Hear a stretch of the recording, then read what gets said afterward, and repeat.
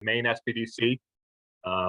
Contrary to popular opinion, we do still have internet up here. I just renewed my America Online subscription, so I think we'll be okay for the entire meeting. So this presentation is going to go through some of the basics of small business cybersecurity. Regarding questions, I'd say leave them in the chat, and then we're going to have a little bit of time at the end, so you'll be able to get the answers you're looking for. My expectation is today I'm probably not going to be covering very specific questions. So if you have something specific, whether it's back-end code or a very specific niche to your business, I'd be happy to try to answer at the end, and we'll see how many questions we can get in after this. So again, I want to thank the Rhode Island SBDC for reaching out to us. We rarely ever do interstate partnerships, but lately we've been doing more on the cyber side, so we're very excited to do this. So I'm Brandon McDonald. I'm the center director, the business advisor up in Aroostook County. That's right on the border of Canada. So if you've ever been near Quebec, that's where we're located. That's why I tell people. I'm a former IT professional. I actually used to do software development for a video game that was ported to Android and iOS before I did this. And I went to Hudson University in Maine. And if you know what that is, kudos to you.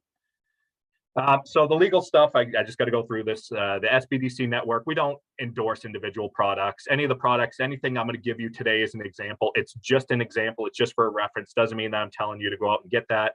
Webinar is funded in part through a co-op agreement with the SBA.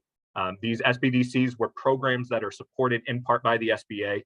So we're presenting this to the public on a non-discriminatory basis.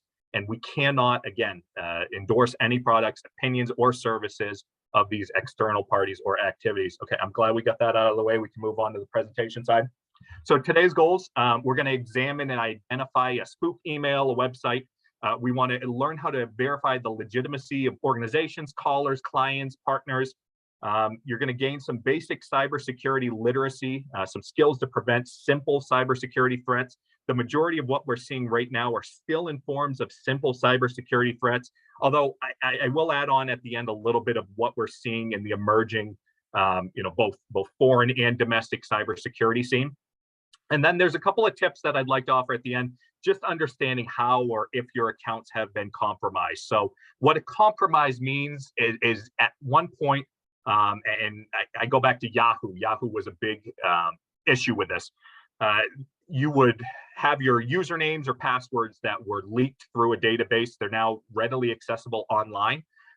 There used to be an old saying to change your password every month or two. That's kind of been outdated to the idea of use a very strong password and then change it up on a less frequent basis, but make sure it's strong enough so that it can't be breached.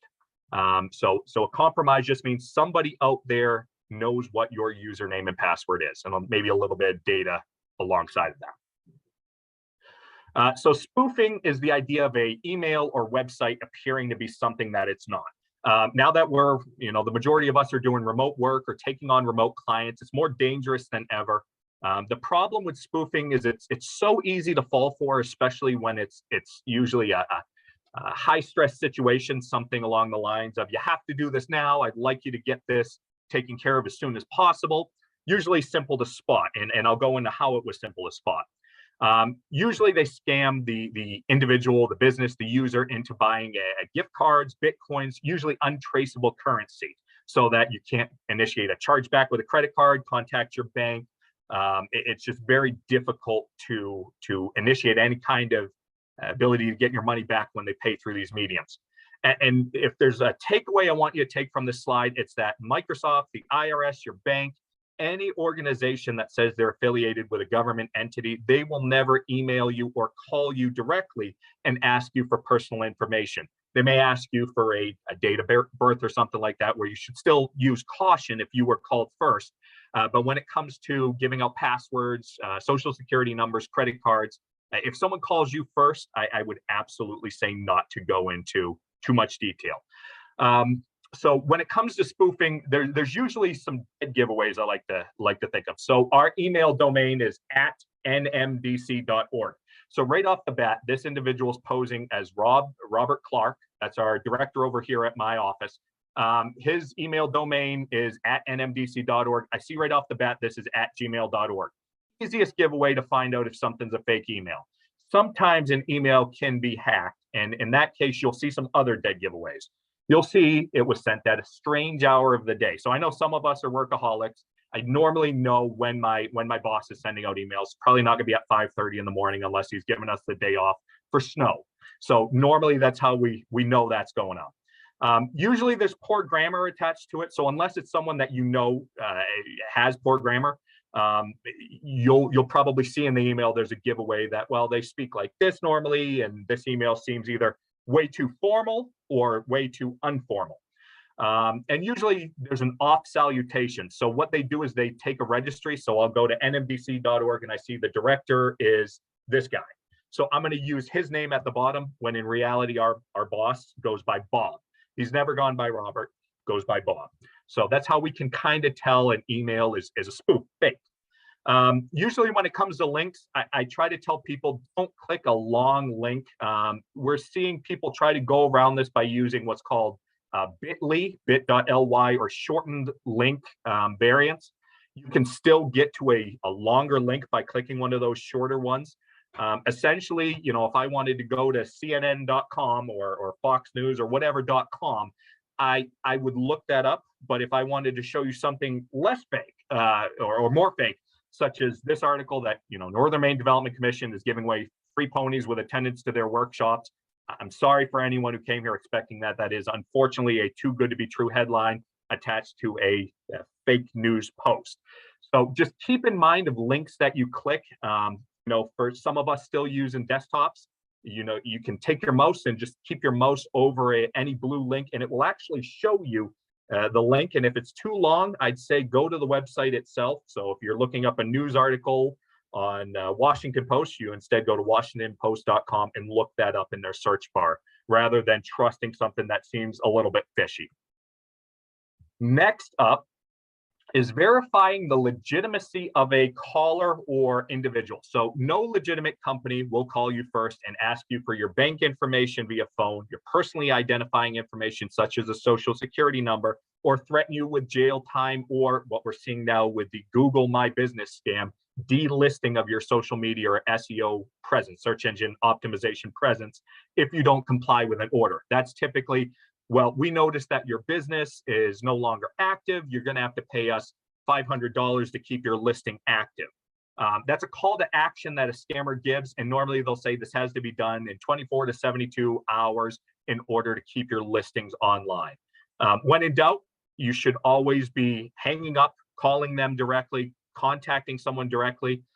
Fraudulent callers, fraudulent emails, they typically have, normally because these come outside of America, there's usually a little bit of a language barrier. There's sometimes canned responses that come with that. So it almost feels like someone's reading off a piece of paper telling you the situation that you're in instead of something being specific towards you. Normally there's an out-of-state zip code. Now, where I caution everyone on this, I know that, I lived in Florida, I've lived in other states before this. Maine actually only has one area code. We have one area code for the entire state.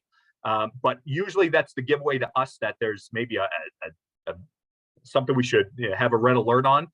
Where you guys are a little bit different, the area code isn't the giveaway as it is in Maine, but still an out-of-state zip code, out of domain email. So if you're expecting an email to come from @mainespdc.org and I'm sending you the email and it comes from @yahoo.com, maybe there's a little bit of a reason to second guess it. And again, whenever you're in doubt, I always suggest it's a lot easier. Just give the individual you're trying to get in touch with a call, just to talk to them directly. It's becoming more and more common in a remote working world to fall victim to the easiest scams in the book, which is the scam call and the spoof email.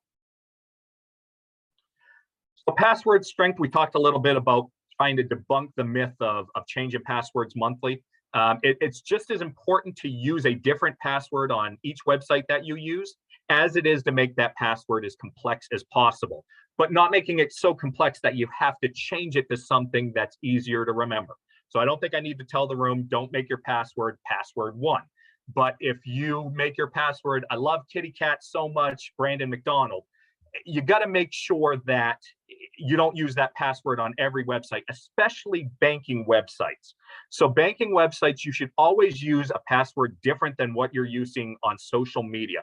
The reason for that is the most common database hacks that happen are normally to social media platforms, sometimes news platforms, and really any small scale website. So if you were part of the golden days of internet with the forums and things like that, forums were typically the first things to get hacked, and those are the majority of usernames and passwords that got leaked because of a lack of back-end cybersecurity, which some of you probably won't have to worry about today, but I'll touch on at the end of this presentation. So you should be using a combination of lowercase, uppercase, special characters, numbers. Most websites are going to force you to do this by default. Don't store those passwords in a Word or a text file on your computer. We hear horror stories of people using remote viewers like TeamViewer to gain access to your computer. Maybe they'll tell you they have to fix an issue on your computer.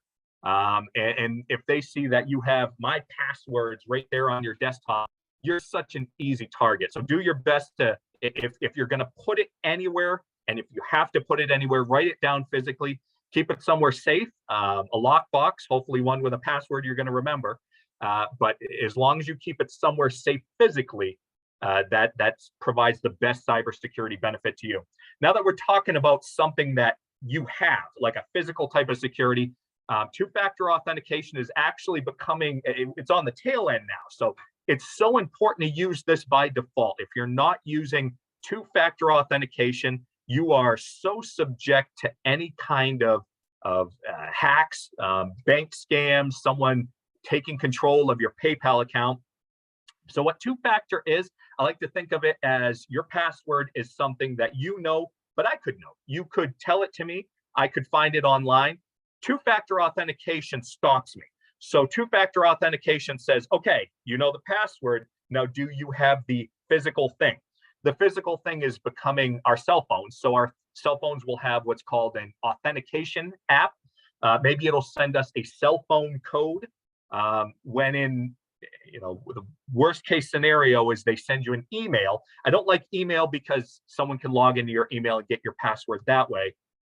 Two-factor authentication is not perfect. Those of us in the coding world know that if someone really wants to get into your account that bad, they're going to find a way to do it. I like to think of things like two-factor authentication and a strong password the same way I think of using cameras and a security system in your home as a deterrent.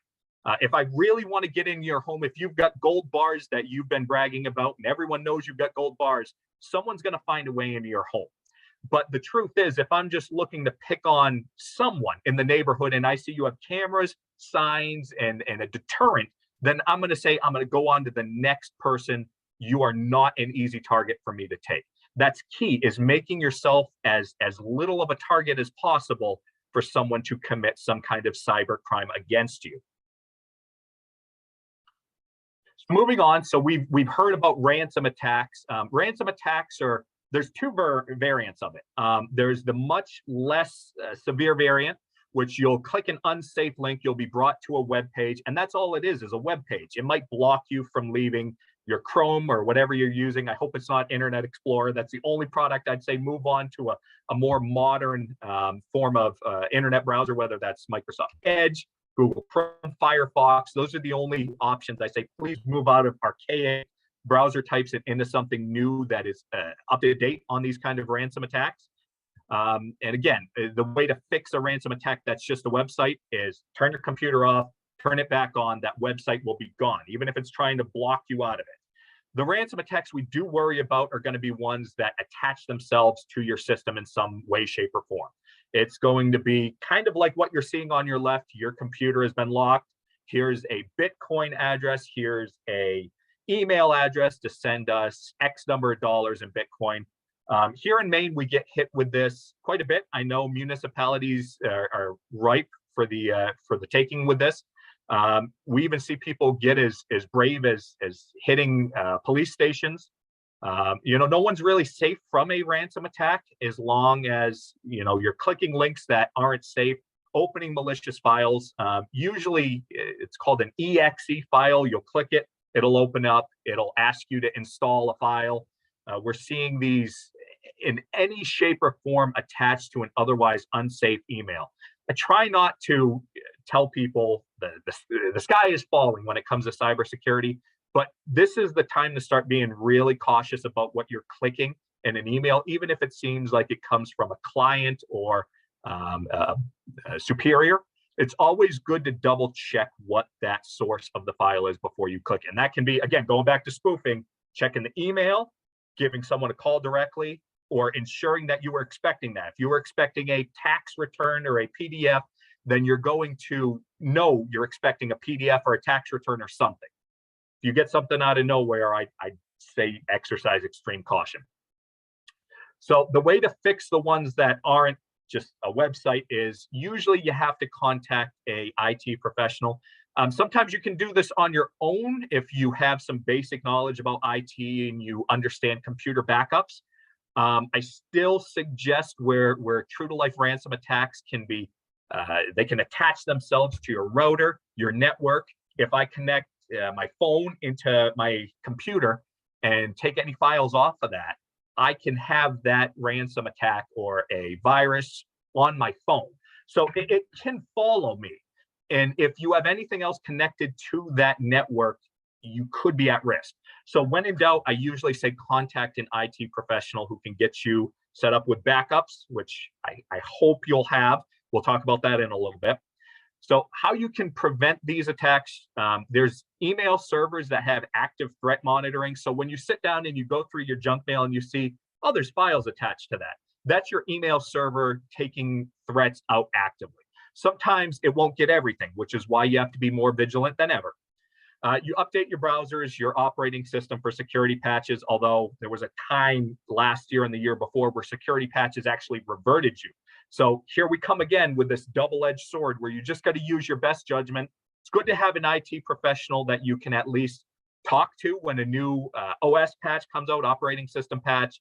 And just the quick question of, hey, have there been any security issues with updating to this patch, or should I be doing it? They're usually going to give you the green light. You should be utilizing antivirus and firewall software. I try to suggest not to trust and this isn't to say it's bad, but I try to steer clear of a free option or a firewall that's already embedded into a product you own, like a router. That's great. They are good for their uses, but because you're not paying for them, there's not really a reason for them to continue offering timely service patches. So a security breach that happens could immediately be patched by someone with a paid cybersecurity service, whether it's a firewall or an antivirus system.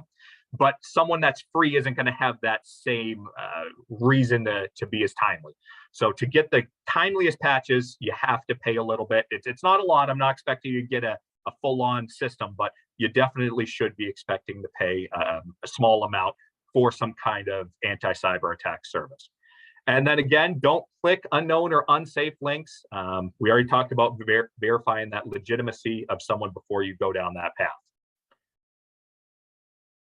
So data backups, whenever possible, you should be using an external hard drive that's not connected to the computer. So we can talk about flash drives, full to life external hard drive, which is kind of like a small, I call them a brick. They've got a lot thinner through the years, but it's a small piece of technology that connects to your computer, usually via a USB connection, and you'll back up your sensitive data.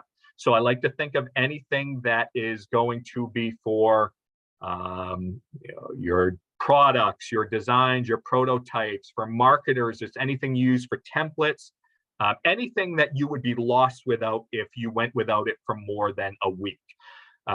When it comes to data backups based on your computer themselves, so Microsoft by default will back up if you set it to. A true to life ransomware attack can prevent data backups. It can corrupt those files. It can make it so you won't be able to back up data or retrieve that backed up data. So it's important to remember to have that external piece of something that you can plug into a new computer or a fresh installation from a cybersecurity professional when they go through and remove any cybersecurity issues on your computer. Should back those up regularly. Set a calendar invite. not calendar invite, but a calendar notification, so that every month, couple of weeks, if you do a lot of work that needs backups, and you should be putting that flash drive in, backing it up, taking it out, putting it somewhere safe. Preferably if you have a lot of employees and there's sensitive data on it, somewhere locked physically.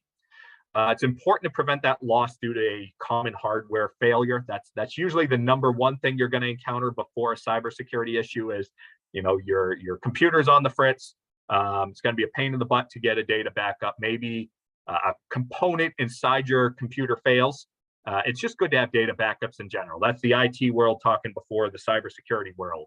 But hard drive crashes, defects, anything that can be caused by the computer and not a cyber attack. All businesses, you should set some kind of breach plan in place. You should inform employees of what to do in the event of a cyber attack. So school systems, school districts, sometimes they don't think before they act. If a ransomware attack happens and someone says, give me $500 or $1,000 and I'll release your data, our first instinct is to say, well, I need that. I need those records of kids. I don't want sensitive records of kids or HIPAA protected data getting out. So yeah, I'll pay $500, $1,000, what's called a reasonable amount. I would suggest to be careful with that, because the problem with paying a ransom or a cyber attack is that they still have your files at the end of the day. You saying that you're going to pay a cyber attacker is no different than you leaving your door unlocked and keeping your safe full of gold bars open and the big window showing that treasure right there. I'm going to hit you one night. Maybe I'm going to take half of the gold bars and I'm going to come back a different week if you don't lock that door. So remember not to give any kind of analysis that you are going to fall victim to this again. If you pay a ransom, you are just inviting them to come back and target you again. I would always talk to a cybersecurity professional that understands cybersecurity negotiation. Usually that's an IT professional that's gone down some kind of network cybersecurity certification, and they're able to better help you with figuring out how to navigate that ransom attack. So fake websites. So we move into something that's becoming more common in the state of Maine. So we have a bank up here. I'm going to try and find a bank that's common everywhere. Chase Bank. So Chase Bank is finding issues with fake bank websites. This happens a lot in Maine because we have a lot of small credit unions, especially emerging credit unions. So I'm going to look up Northern Maine Credit Union on Google, and I might get the first result, because it's a new credit union. The first result could be a fake website. I'll go there. It's going to look exactly like a regular credit union's website. And I'm going to put in my username and password. What I love about spoof websites is they are very simple. What a spoof website is, usually on the outside, is just a data form. So I'm going to put my username and password in. If I'm ever in doubt of the legitimacy of a fake website, I'm going to put the wrong password in on purpose. I'm going to know I did that. If it brings me to the next part, or if it crashes, if it says, oops, server error, or maybe it brings me back to the regular website, I know that I'm not at risk of anyone having my password. This is one of those things that you build up over years of knowing the wild west that was the internet, where this was commonplace. Trying to fish out this data was common back then. It's becoming even more common now as more people take up business online and we transition our businesses online. Never use that two-factor authentication code that you're going to have, whether it's an authenticator app, a USB dongle, a thing you'll plug in, or a fingerprint. Some people use fingerprint scanners. Don't use any of that on a website other than the one it was intended for. You'll never be able to use that with an authenticator app. Google Authenticator it's very rare. I don't think it's ever happened to me where the authenticator code I get for Facebook is going to be the same as the one I get for Google. They're randomized. They change them up on a timer. And so normally the one I get for Google will never match the one I get for Facebook at any given time. Never let someone you don't trust visit websites or other sensitive locations on your computer without you monitoring them. I look at us working from home, bringing our work computer home, and our kids want to use YouTube, which is fine. I'm not going to fearmonger on YouTube, but going outside and maybe clicking a link on YouTube that brings you to a more malicious file. So this is becoming common with those of us who do remote work, and for whatever reason, our kids get access onto our computers, and they can download a file that if we go into the office, if we're doing a hybrid work setup, we're bringing that back to the office with us. So it's important to ensure that you are the only person on your work computer or any computer connected to your business's network at any given time. Never use TeamViewer, GoToAssist, or another remote viewing software with someone you don't trust. So we're seeing it's kind of like this renaissance of what I call scam baiters. And the biggest scam going around right now are people pretending that they work for a business support service, Microsoft, Amazon, and they'll connect to your computer and you will willingly give them access to your accounts because they've built up enough rapport with you through some kind of call to action to let them take access of your computer. Stay away from doing that. That is one of the biggest ways you can breach your cybersecurity defenses. So there's some additional resources we're going to give. So we've got the SANS Institute, there's free cybersecurity resources, training, webinars, programs. You can visit them at www.sans.org. You can /free and you'll just see the free results. Some of you might ask, what's a good antivirus, anti-malware, VPN? There's so many out there. I really don't like giving any kind of suggestions on that. I can give my personal opinion, but again, I try to give that in threes. So if you have specific questions on the pros and cons of these services, I like using CNET. CNET makes me feel like a grandfather because that was around when my dad was doing this in the 90s. And I've been using it since the 90s. So CNET, they do what I think are less biased, but still they get revenue from when you click and buy something from their website. But there's scales of the pros and cons between antivirus, anti-malware, VPNs. If you're looking to figure out the pros and cons, they're my particular choice, the longest standing choice to go. The FCC, of course, they're the government agency that offers tips to alleviate cybersecurity concerns. That's a long link, but typically you can just go to fcc.gov. You'll be able to pull up the cybersecurity issues that come up there and kind of figure out, what resources apply to you for your specific business. I know those of us in the software technology, the coding world, we have to deal with different cybersecurity concerns than those of us who are in the e-retail world, for example.